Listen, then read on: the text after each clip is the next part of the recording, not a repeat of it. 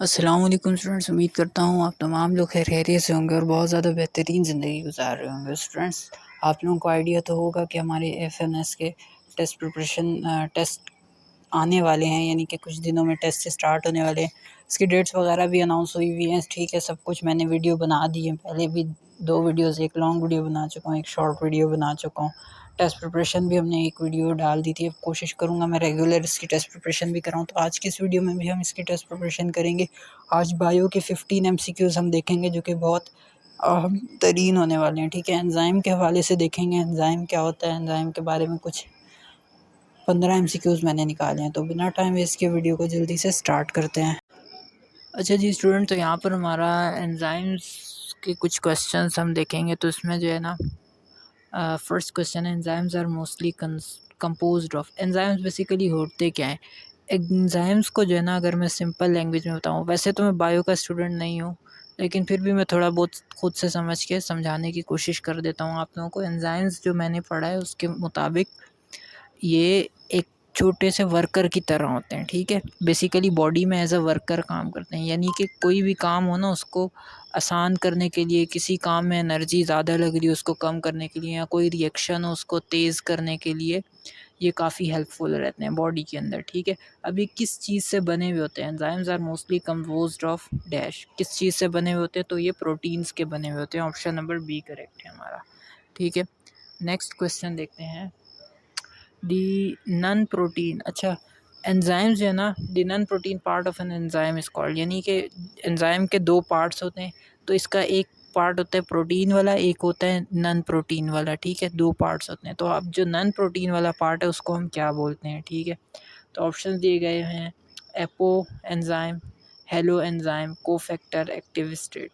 तो यहाँ पर जो है ना, हमारे 2 पार्ट्स होते हैं इस एंजाइम के। ठीक है, एंजाइम ये रहा, इसके 2 पार्ट्स होते हैं। ठीक है, एक होता है प्रोटीन वाला, एक होता है नन प्रोटीन वाला। ठीक है, अब जो प्रोटीन वाला होता है हमारे पास, जो नन प्रोटीन वाला होता है वो हमारे पास होता है कोफैक्टर। ठीक है, यानी ऑप्शन नंबर सी जो है वो हमारे पास करेक्ट है, यानी नन प्रोटीन वाला जो पार्ट है वो हमारे पास होता है कोफैक्टर। ठीक है, इसको हम कोफैक्टर बोलते हैं।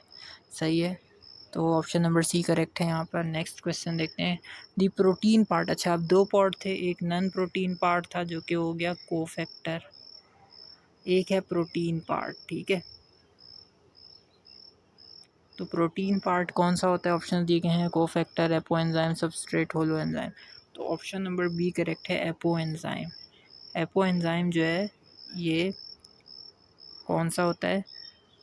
हमारे पास प्रोटीन पार्ट होता है। ठीक है, नेक्स्ट देखते हैं, the complete functional enzyme is known as. अच्छा जी, ये इसके जो 2 पार्ट्स होते हैं। ठीक है, एक एपो एंजाइम प्रोटीन वाला और एक नॉन प्रोटीन वाला कोफैक्टर। तो ये जब दोनों मिलते हैं तो ये क्या बनाते हैं? एक पूरा फंक्शनल बना देते हैं, एक फंक्शनल एक काम करते हैं। ठीक है, एक एंजाइम बन जाता है।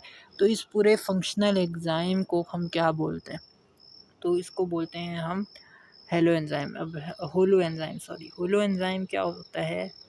होलो एंजाइम बराबर होता है कोफैक्टर प्लस एपो, यानी कोफैक्टर और एपो जब मिलते हैं और एंजाइम बनता है तो ये दोनों, इनका जो एक नेम होता है वो हम क्या देते हैं? Holo enzyme. ठीक है, नेक्स्ट है, enzyme increase the rate of reaction by. अच्छा जी, एंजाइम जो है रेट ऑफ रिएक्शन बढ़ाते हैं किस चीज़ की मदद से, कैसे?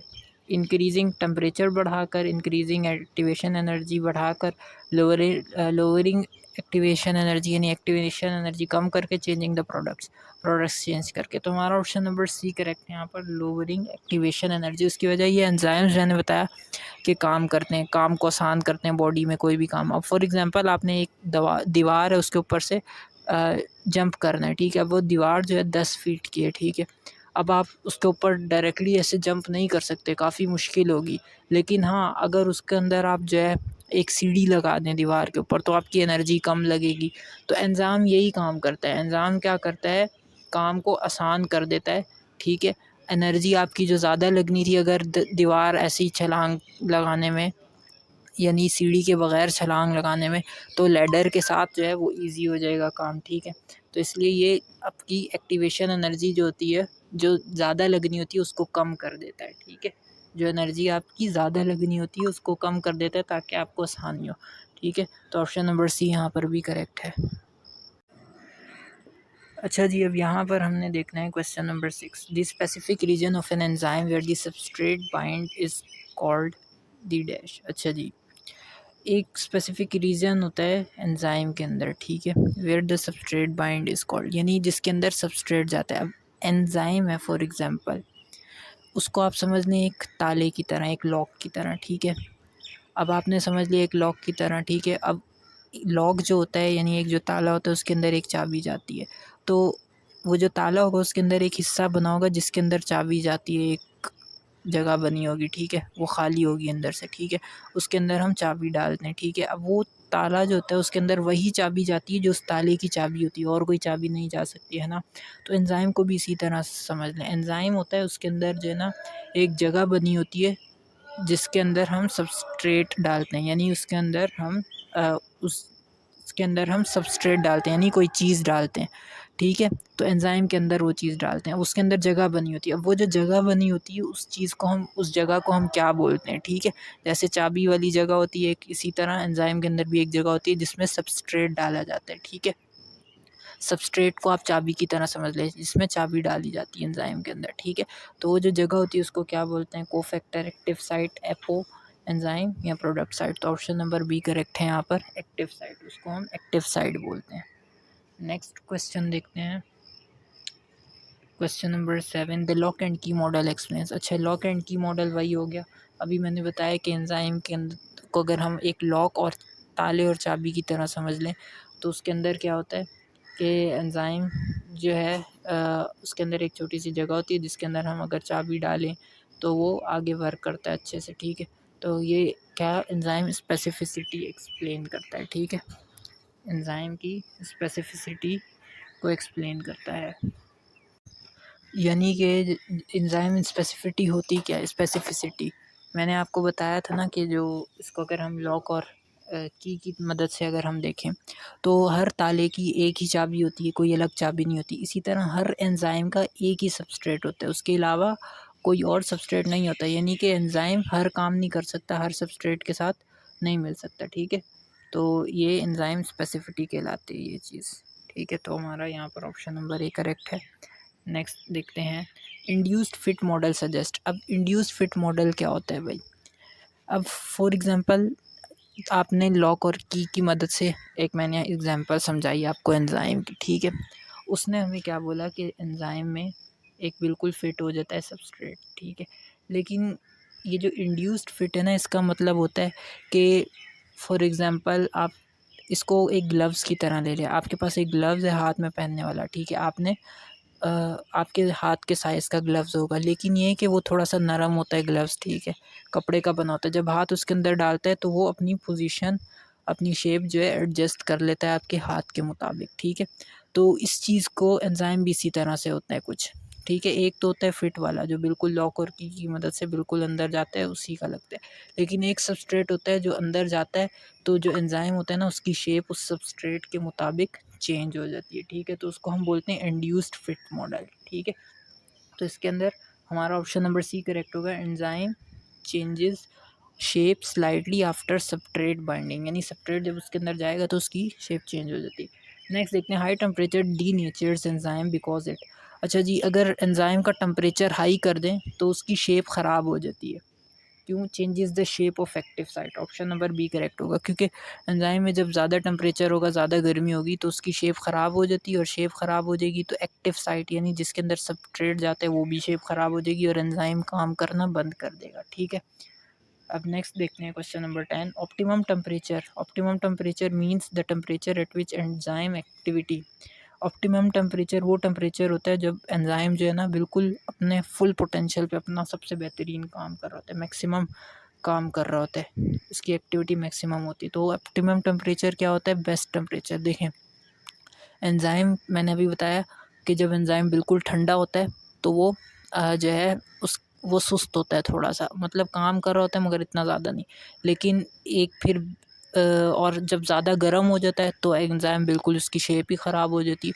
तो एंजाइम ठंडा और गर्म होने के बीच में जो एक टेम्परेचर होता है उसको हम बोलते हैं ऑप्टिमम, यानी जो सबसे बेस्ट टेम्परेचर होता है एंजाइम के लिए। अगर वो टेम्परेचर है एंजाइम में तो सबसे बेस्ट काम करेगा। तो हमारा मैक्सिमम, यानी कि जब ऑप्टिमम टेम्परेचर होता है तो एंजाइम की एक्टिविटी मैक्सिमम हो जाती है। अच्छा जी, अब हम देखते हैं question number 11। Most human enzymes work best near. जो ह्यूमन एंजाइम्स होते हैं वो कौन से टेम्परेचर पर सबसे ज़्यादा अच्छा काम करते हैं, ठीक है। ऑप्शन दिए गए हैं 0 डिग्री, यानी उनका जो ऑप्टिमम टेम्परेचर है वो बेसिकली क्या होगा जिस पे एंजाइम सबसे अच्छा वर्क करते हैं ह्यूमन बॉडी के अंदर। तो 0 डिग्री, 25 डिग्री, 37 डिग्री या 100 डिग्री। तो ऑप्शन नंबर सी करेक्ट है, 37 डिग्री सेंटीग्रेड। ठीक है, नेक्स्ट क्वेश्चन देखते हैं। Pepsin works best in. Pepsin जो है बेसिकली क्या होता है, पेप्सिन एक एंजाइम होता है। अब ये किस चीज़ का एंजाइम होता है, स्टमक का एंजाइम होता है, ठीक है। हमारे जो पेट है उसके अंदर जो एंजाइम होता है उसको हम पेप्सिन बोलते हैं, ठीक है। अब ये किस चीज़ में सबसे ज़्यादा अच्छा काम करता है, जाहिर सी बात है पेट का, स्टमक का एंजाइम है तो स्टमक में ही अच्छा काम करेगा। क्यों करता है, उसकी वजह होती है क्योंकि स्टमक में जो है ना हमारे पेट के अंदर तेज़ाबियत होती है, एसिड होता है बहुत ज़्यादा, ठीक है। तो इसी वजह से ये एसिडिक मीडियम में बहुत अच्छा काम करता है, ठीक है। और नेक्स्ट क्वेश्चन देखते हैं 13। ट्राइप्सिन। ट्राइप्सिन भी एक एंजाइम है। ये कहाँ का एंजाइम है, हमारी स्मॉल इंटेस्टाइन का एंजाइम है, ठीक है। स्मॉल इंटेस्टाइन में जो है ये किस चीज़ में ज़्यादा बेस्ट वर्क करता है, तो ये अल्कलाइन मीडियम में बेस्ट वर्क करता है, ठीक है। बेसिस में या अल्कलाइन में, ठीक है। अच्छा जी, अब भी क्वेश्चन नंबर 14 है। Competitive inhibition occurs when an inhibitor. अब देखें इसके अंदर कॉम्पिटिटिव इनहिबिशन का मतलब है, इसको मैं अगर एग्जांपल से समझाऊं तो समझ ले लड़ना, ठीक है, झगड़ा करना या लड़ना, ठीक है, इसका मतलब है। और इनहिबिटर मैं आपको समझाता हूँ। अब हमने एंजाइम में क्या चीज़ पढ़ी थी, दो चीज़ें पढ़ी थी, एक एंजाइम, ठीक है, एक सबस्ट्रेट, ठीक है। अब यहाँ पर एक नया वर्ड आ रहा है इनहिबिटर, ठीक है। तो ये भी हम ले लेते हैं। इनहिबिटर मैं आपको समझाता हूँ। एंजाइम हमारे पास होता है, उसके अंदर एक खाली जगह बनी होती है जिसको हम एक्टिव साइट बोलते हैं, ठीक है। अब उसके अंदर क्या चीज़ आती है, सबस्ट्रेट आ जाती है, ठीक है। अब हमारा जो है ना, अब इनहिबिटर ऐसा होता है कि जब वो लड़ाई करता है, ठीक है, वो एंजाइम से कंपटीशन करता है। वो क्या करता है, एक टैक्सी की मदद से समझ लेते हैं। एक फॉर एग्जांपल एक टैक्सी है, उसके अंदर एक सवारी ने बैठना है। एक सवारी जिसने, वो सवारी होगी जिसने टैक्सी बुक करी, यानी जो उसकी असली सवारी है। एक बीच में नकली सवारी आ जाती है। अब क्या होगा कि दोनों सवारी आपस में लड़ेंगी और जो अगर फॉर एग्जांपल नकली वाली जो है वो बैठ जाती है, नकली सवारी जो है लड़ लड़ के बैठ जाती है, ठीक है। तो वो क्या होगा, टैक्सी निकल जाएगी और असली सवारी वहीं पे रह जाएगी और काम ख़राब हो जाएगा, ठीक है। क्योंकि हक तो असली सवारी का था, इसलिए काम ख़राब हो जाएगा वहाँ पर। इसी तरह एंजाइम है। एंजाइम में सबस्ट्रेट जो है ना, सबस्ट्रेट ने अपने एक्टिव साइट में बैठना होता है, लेकिन इनहिबिटर उससे लड़ लड़ के क्या करता है कि वो सबस्ट्रेट एंजाइम के अंदर ख़ुद चले जाता है, ठीक है। और इस तरह एंजाइम ख़राब हो जाता है, ठीक है। एंजाइम काम करना बंद कर देता है। तो इसको हम क्या बोलते हैं, इसका जो ऑप्शन नंबर बी है वो करेक्ट होगा, binds to the active site. When an inhibitor binds to the active site, ठीक है। और नेक्स्ट जो है अच्छा, यानी कि वो क्या, बस इसमें एक चीज़ समझनी थी कि ये जो एंजाइम होता है इसके अंदर जो सबस्ट्रेट होता है उसकी जगह पर कौन आ जाता है, इनहिबिटर। इनहिबिटर लड़ लड़ के आता है और फिर एंजाइम के अंदर सबस्ट्रेट आना चाहिए, तो वो इस वजह से नहीं आता, तो वो फिर ख़राब हो जाता है एंजाइम। नेक्स्ट वो भी बिल्कुल सिमिलर है, नॉन कॉम्पिटिटिव इनहिबिटर। अब एक कॉम्पिटिटिव इनहिबिटर होता है, एक नॉन कॉम्पिटिटिव इनहिबिटर होता है। अब ये क्या करता है, कॉम्पिटिटिव इनहिबिटर तो लड़ता है ताकि एंजाइम के अंदर सबस्ट्रेट की जगह पर आ जाए, लेकिन जो नॉन कॉम्पिटिटिव इनहिबिटर होता है ना, ये लड़ता नहीं है। अब आप समझ लें, फॉर एग्जांपल टैक्सी वाली एग्जांपल ले लेते हैं। टैक्सी है, ठीक है, उसके अंदर दो सवारियों ने बैठना है, एक असली ने एक नकली ने। अब नकली सवारी जो है इसको हम इनहिबिटर बोल देते हैं। अब ये क्या करती है, ये लड़ती नहीं उससे, असली सवारी की जगह पे बैठने की कोशिश नहीं करती। ये क्या करती है, जाके जो है ना टैक्सी का पीछे वाला टायर पंचर कर देती है, ठीक है। अब इनहिबिटर ने जो है टायर पंचर कर दिया, अब ना असली सवारी जा सकेगी ना नकली, और टैक्सी ख़राब और सब काम बंद, इंजन ही बंद हो जाएगा, कुछ चल ही नहीं सकेगी। तो भी काम ख़राब हो जाता है, ठीक है। तो यानी कि नॉन कॉम्पिटिटिव इनहिबिटर इसमें क्या करता है कि एंजाइम जो होता है, एंजाइम के सबस्ट्रेट वाली जगह पर नहीं जाता इनहिबिटर, ठीक है। इनहिबिटर एंजाइम के ऊपर जाके बैठ जाता है ताकि उसकी शेप ही ख़राब हो जाए। जब उसकी शेप ख़राब हो जाती है तो उसका एक्टिव साइट ख़राब हो जाता है, उसके अंदर और कोई जा ही नहीं सकता। तो ये बड़ा मसला होता है। तो यहाँ पर ऑप्शन दिया हुआ है, अच्छा जी, non competitive inhibitor binds to active site only the substrate the site other than the active site. तो ये मेरे ख्याल से ऑप्शन नंबर सी इसमें करेक्ट होगा, the site other than the active site. ये आप लोग मुझे इसका आंसर कंफर्म कर दीजिएगा, ठीक है। तो हमारे यही क्वेश्चन थे आज की इस वीडियो के। Thank you very much for watching this video till the end, अल्लाह हाफिज़।